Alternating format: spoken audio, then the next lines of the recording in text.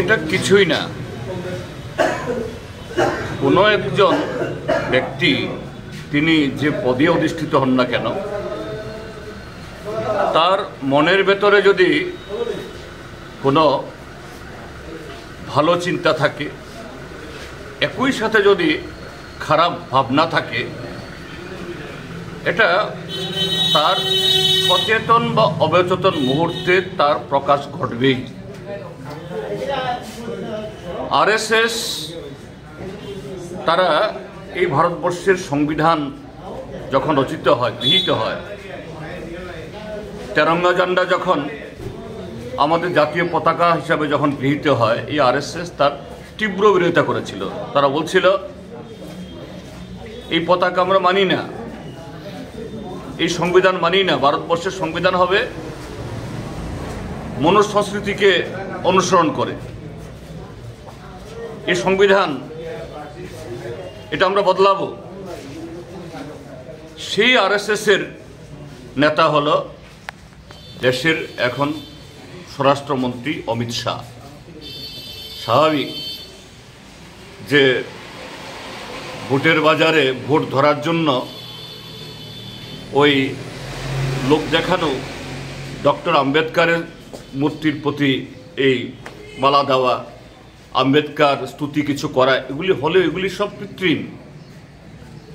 কিন্তু তাদের মনের ভেতরে যেটা হলো, এই সংবিধানকে তারা ভাঙবে, আর সংবিধান প্রণেতা এই ডক্টর বি আর আম্বেদকার আস্থা করে ছড়ে দেবে।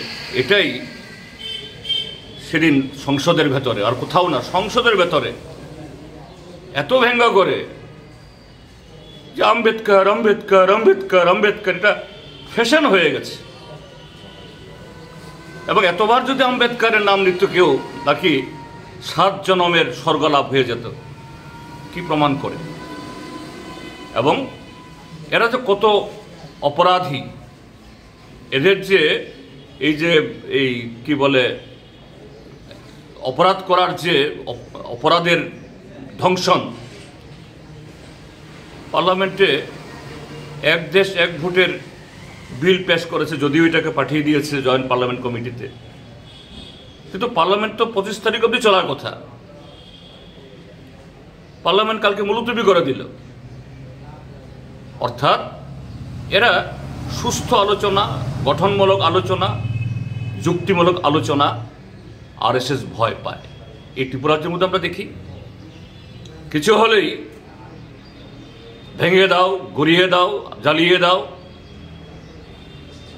গুন্ডা পাঠিয়ে মুখ বন্ধ করে দাও। তো তারই তো নেতা উনি।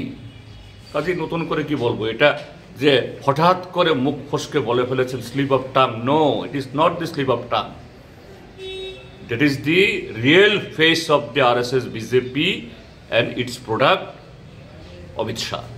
এটুকুই বলবো।